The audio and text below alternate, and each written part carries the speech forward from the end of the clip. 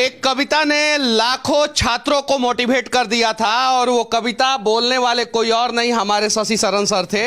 जगह यही था, बच्चे यही थे। बस उसका पार्ट 1 जो है आप लोगों ने सुना था कि बन डीएसपी लौटूंगा, बन डीएसपी लौटूंगा।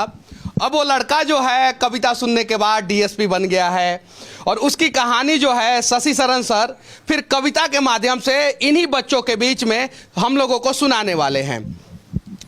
सर वो पंक्तियां मैंने कही थी, उसके बाद आज मैं कह रहा हूं कि बाप खींचता रिक्शा मां मांजती थी बर्तन, बाप खींचता रिक्शा मां मांजती थी बर्तन, खुद से आंख मिला ना पाता तोड़ दिया मैंने दर्पण, उस टूटे दर्पण में मुझको मेरी टूटी किस्मत दिखती थी, मैया मेरी सबसे छुपकर हर रात सिसक कर रोती थी। बापू का संघर्ष बड़ा था, जमाने भर से ताना था, बहन आधा पेट थी खाती, भूख नहीं है बहाना था, फटे जेब थे फटे थे कॉलर उनको भी सिलवाना था, बापू को था दर्द बहुत पर रिक्शा खींचने जाना था।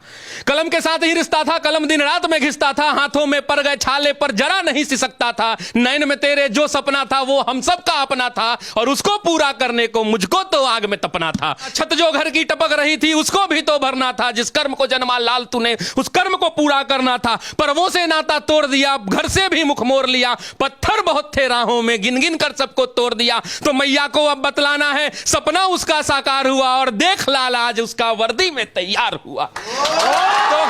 तो मां मैं अब तुमको बतला दूं, तो मां मैं अब तुमको बतला दूं, पहले वाली बात नहीं, वो पहले जैसे दिन नहीं और पहले जैसी रात नहीं। अब बहना को कह देना आधा पेट न खाना है और कह देना पिताजी से अब खर्चा नहीं भिजवाना है, न तुझे मांजना है बर्तन न बाबू खींचेगा रिक्शा, देख सब दुख दूर किया पूरी कर दी हर इच्छा, देख सब दुख दूर किया पूरी कर दी हर इच्छा। कठिन तपस्या थी मगर मेहनत मेरा हथियार था, गुरुओं से लेकर दीक्षा तेरा लाल रन को तैयार था, सब्र का मैया बांध न टूटा मैं गला किस्मत का घोट गया, देख तेरा लाल तुझ तक बन डीएसपी लौट गया।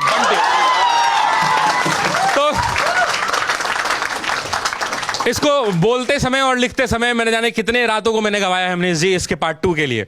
और बस उम्मीद यही है कि ये छात्र जो गांव-गांव से निकल के आते हैं, कितने लोग इसमें किसान के बेटे होंगे मैं नहीं जानता, ये ऐसी कमरों में बैठकर पढ़ रहे हैं क्योंकि इनके माँ बाप जो है खेत में इस भरी दोपहरी में बैठकर हल जोत रहे हैं, ये वैसे परिवार के बच्चे हैं। तो इनका दुख दूर करना है, इनको पढ़ना होगा और इनको पढ़ने के लिए अगर किसी चीज की आवश्यकता पड़ेगी तो मैं खड़ा हूं, खड़ा था और खड़ा रहूंगा। बड़ा दुख होता है जब ऐसे ऐसे बच्चे जो है पूरा हिम्मत और हौसला के साथ पढ़ाई करते हैं अपने माँ बाप का सपना साकार करने के लिए, उनके दुख को दूर करने के लिए, उनका इलाज कराने के लिए, और जब इनका पेपर लीक हो जाता है, जब इनको तारीख पे तारीख मिलता है, जब रिजल्ट गलत तरीके से घोषित कर दिया जाता है तब बड़ा दुख होता है। देखिए ये बिहार की विडंबना रही है, बिहार का पौराणिक इतिहास बड़ा समृद्ध रहा है, लेकिन बिहार न जाने किन कारणों से, खासकर बीपीएससी न जाने किन कारणों से बदनाम हो रहा है। ये आयोग की छवि इतनी धूमिल हो गई है कि इसको बचाना मुश्किल सा लग रहा है। पेपर लीक हुआ, क्या हुआ आपने देखा, और मैंने जब देखा उस सेंटर को जाके, आपको याद होगा और मुझे भी याद होगा कि वो घटना क्या थी। तो आयोग को इस पर विचार करना चाहिए। अब ये कौन लोग हैं जो बीपीएससी की परीक्षा देते हैं? ये बड़े बड़े अंबानी अडानी के बेटे नहीं हैं, ये किसी मध्यम वर्गीय परिवार से आते हैं जो सरकारी नौकरियों के पीछे भागते हैं। अगर जिनके पिताजी आज भी 2-4 करोड़ रुपए का 5 करोड़ का संपत्ति रखे हैं, वो अपने बच्चों को अपने नजरों के सामने रखते हैं, बढ़िया सा एसी दुकान खुलवाते हैं और बैठ के धंधा करवाते हैं। ये सरकारी नौकरी के पीछे इन बच्चों को भी सबसे ज्यादा उम्मीद शिक्षकों से होता है और पत्रकार में मेरे से होता है। हर जगह बुलाते हैं, हम लोग नहीं पहुंच पाते हैं, हमारी भी कुछ मजबूरियां होती है। ये सवाल क्या है कि अब इन्हीं व्यवस्थाओं से लड़ना है और इन्हीं व्यवस्थाओं से लड़ना है। यही लोग जब अधिकारी बन जाते हैं तो अपने कर्तव्यों को क्यों भूल जाते हैं? सर ये कड़वा सवाल है। डीएसपी या आईएएस आईपीएस कौन बनता है? ज्यादातर मध्यम वर्गीय परिवार के बच्चे बनते हैं कि नहीं बनते? ईमानदारी से दिल पे हाथ रख के बोलिएगा लोग। और जैसे आप लोग टॉपर होते हैं उसी समय से जो है करप्शन शुरू हो जाता है।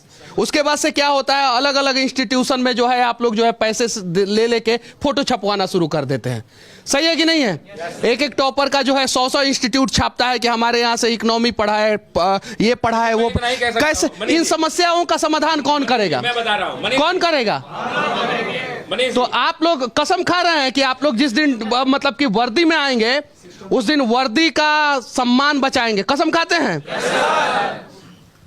देखिए सवाल यह है कि बदलाव कहीं ना कहीं से तो होगा, बदलाव कहीं ना कहीं से होगा, और भरोसा है मेरे अपने छात्रों पर कि ये बदलेंगे सिस्टम को, अगर ये सिस्टम में जा रहे हैं तो, और ये जाएंगे और जाके ये बदलेंगे, ये तय है। और एक बात याद रखिएगा, ईमानदार अफसर की एक से एक कहानियां धूमिल होती हैं। कुछ लोग के कारण ये बदनामी तो होती है, लेकिन ऐसे ऐसे ईमानदार अफसर हैं जो झुकते नहीं है, डिकते नहीं है, और उनके न जाने कितने ट्रांसफर हो जाते हैं, 3 महीना में ट्रांसफर होते हैं। तो वो वैसे लोग हैं जो समझौता नहीं करते हैं, और ये सब जाएंगे तो वैसे परिवारों से ये लोग आते हैं कि कहीं ना कहीं ये जाके समाज के अंतिम वर्ग के लोगों का आंसू पोंछने का काम करेंगे, ऐसा मेरा उम्मीद है इन छात्रों। क्या तो ट्रांसफर के डर से आप लोग नहीं ना डरेंगे? कसम खाते हैं ना? जिस समस्याओं को आप लोग फेस कर रहे हैं, एक बार रियलाइज कर लीजिएगा उन कुर्सी पे बैठने के बाद। जिस प्रकार से आप लोगों के माता पिता आज बीमार होंगे, माँ को साड़ी खरीदने का मन करता होगा कि किसी शादी में जा रही हूं तो नई साड़ी पहन के जाऊंगी तो ज्यादा अच्छा रहेगा, लेकिन वो लोग नहीं खरीदते हैं। कभी आप लोगों ने एहसास किया है पीएमसीएच में हमारे बिहार के लोग मर रहे हैं, एम्स में मर रहे हैं, क्यों? क्योंकि सिस्टम में बैठे सक्षम अधिकारी जो है ना, वो अपना अधिकार भूल गए हैं। बस उस चीज को याद रखिएगा लोग, नहीं तो आप लोग भी जब वर्दी में चले जाइएगा तो जो इस कंधे पे स्टार लगेगा उसके चमक में आप लोग खो मत जाइएगा। ये जिस दिन अगर आप लोगों ने याद रखा ना, उस दिन हमारा बिहार बदलेगा। जब मैं बिहार से बाहर जाता हूं ना, तो लोग गर्व के साथ कहते हैं कि हाँ, एक लड़का है जो प्रयास कर रहा है। सफल नहीं होंगे हम लोग, लेकिन जब आप लोग साथ में प्रयास करेंगे ना, तो हम सब सफल होंगे। हम लोगों से भी गलतियां होती है, सर से भी होती होगी, आप लोगों से भी होती होगी, लेकिन उन गलतियों से सीख के हमें आगे बढ़ना है। आज देखिए, बिहार सबसे ज्यादा आईएएस आईपीएस पैदा करता है। भले वो बिहार में रहे या राजस्थान से तैयारी करे, फर्क नहीं पड़ता है, सबसे ज्यादा बिहार के लोग बनते हैं। लेकिन वो बन जाते हैं ना तो नोएडा में फ्लैट खरीदते हैं, पटना में नहीं। बन जाते हैं ना तो मुंबई बेंगलुरु में जाके शिफ्ट होते हैं, अपने बच्चों को बाहर पढ़ाते हैं। आंध्र प्रदेश कैडर का एक आईएएस अधिकारी जो है ना, अपने बच्चे को आंध्र प्रदेश में पढ़ाता है, तेलंगाना का एक तेलंगाना में पढ़ाता है, मुंबई महाराष्ट्र का महाराष्ट्र में पढ़ाता है, हरियाणा का हरियाणा में, पंजाब का पंजाब में पढ़ाता है। लेकिन बिहार के जब आप लोग अधिकारी बन जाते हैं तो अपने बच्चों को जो है बिहार से बाहर भेज देते हैं। आपके बच्चे कैसे, इसको कैसे बदलेंगे हम लोग, कैसे बदलेंगे? आज आप लोगों के ऊपर जो है जगह जगह पे लाठियां चलाई जा रही है कि नहीं? आप लोगों के सपनों को कुचलने वाला कौन है? वो हाथों में लाठी किसके है पता है? आप लोग, आप ही लोगों के बड़े भाई सीनियर लोगों के हाथों में है। वो लोग अगर कर्तव्य बोलेंगे कि चलो ठीक है, ये स्टार तुम अपने पास रख लो, लेकिन हम अपने बच्चों पे लाठी चार्ज नहीं करेंगे क्योंकि हमारे बच्चों का मांग सही है, तो शायद जो है ना हमारा सिस्टम बदल जाएगा। तो आप लोग जब अधिकारी बन जाइएगा तो वादा कीजिए कि आप लोग जो है सिस्टम पॉलिटिकल प्रेशर में नहीं काम करके जो है ना समाज के लिए और देश के लिए काम कीजिएगा, तब ये कविता का मतलब साकार होगा। वरना ये कविता सुन के और ताली बजा के और सैकड़ों लोग रिकॉर्डिंग करके जो है ना कोई फायदा नहीं होगा। आज अगर आप अपने माँ का आंसू पोंछ रहे हैं और दूसरे किसी की माँ का आंसू नहीं पहुंच रहे हैं, तो समझिए कि आप इंसान नहीं हैं। अपने माँ के आंसू के साथ साथ दूसरे किसी के भी माँ के आंसू को पोंछना है। देखिए मनीष जी, बिहार की रौनक को और बिहार के गौरवशाली इतिहास को लौटाने के लिए बिहारी अस्मिता को जगाना होगा। बुरी लग सकती है ये बात बहुत लोगों को, बहुत सारे लोग गालियां भी मुझे दे सकते हैं, लेकिन बिहार के लोगों को अपनी बिहारी अस्मिता को जगाना होगा। जिस दिन बिहार का बिहारी अस्मिता जग गया, उस दिन यहाँ का लाखों करोड़ों रुपया कोटा के जाके नगरी में नहीं पलटा जाएगा, दिल्ली के मुखर्जी नगर और करोल बाग में नहीं पलटा जाएगा, और बेंगलुरु और गुरुग्राम में बैठकर बड़ी बड़ी मल्टीनेशनल कंपनियां चलाने वाले लोग बिहार के पैसे से जिंदगी अपनी ऐश मौज की जिएंगे और वहां की तरक्की रुक जाएगी। अगर बिहार का आदमी बिहारी अस्मिता को जगा दे और बिहार का बच्चा अगर बिहार के शिक्षक से बिहार में बैठकर पढ़ने लगे, किसी की हैसियत नहीं कि बिहार को बदल सके, सब लोगों को वहां से बंद करके यहां लौट के आना पड़ेगा। यह हो सकता है कब? यह तब हो सकता है जब महाराष्ट्र की तरह लोग मराठी मानुस की जब बात कर देते हैं, तो बिहार के लोगों को अपनी अंदर में बिहारी अस्मिता जगाना होगा। जिस दिन यह बिहारी अस्मिता जग गया, उस दिन यह बिहार बदल जाएगा। हम कोटा से बड़ा शहर बसा सकते हैं, हम दिल्ली के मुखर्जी नगर से बड़ा शहर बिहार में बसा सकते हैं। बिहार यूपी के लोग वहां पढ़ने जाते हैं, हजारों करोड़ों रुपए का रेवेन्यू हम उनकी सरकार को देते हैं, जीएसटी के रूप में टैक्स देते हैं। बिहार के बच्चे, बिहार के पेरेंट्स बैठकर ऑनलाइन कंपनियों का पेमेंट करते हैं जो बेंगलोर और दिल्ली में बैठी हुई कंपनियों के अकाउंट में गिरता है, और वहां की सरकार को हजारों करोड़ों रुपए का रेवेन्यू देता है। वो रेवेन्यू अगर बिहार में रुक जाए तो बिहार बदल सकता है, और बदलने के लिए बिहार के लोगों को बिहारी अस्मिता जगाना होगा, और बिहार के बच्चों को अगर बिहारी शिक्षक बिहार में रहकर पढ़ाए तो यह बिहार बदल सकता है। इसको कोई नहीं रोक सकता, इस बात को याद रखिएगा। चलिए, तो एक प्रयास किया जाए अपने बिहार को बदलने का, और इस प्रयास में जो है हम लोगों को किसी का टांग खींचना नहीं है। अगर सपोज आप लोगों को मेरा काम पसंद नहीं है तो मेरे पीछे मत पड़िए, आप लोग मेरे से ज़्यादा अच्छा काम कीजिए।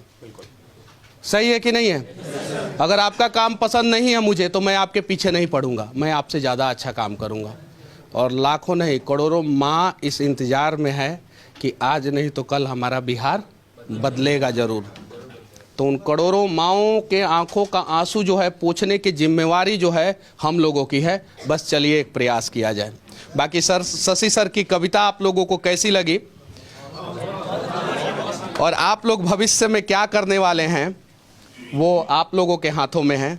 बस वीडियो देखने वाले से मैं यही विनती करूंगा कि ये लोग तो तैयार हैं बिहार को बदलने के लिए, क्या 12 करोड़ बिहारी भी तैयार हैं बिहार को बदलने के लिए? अगर हाँ तो कमेंट बॉक्स में ज़रूर अपना राय रखें। जय हिंद।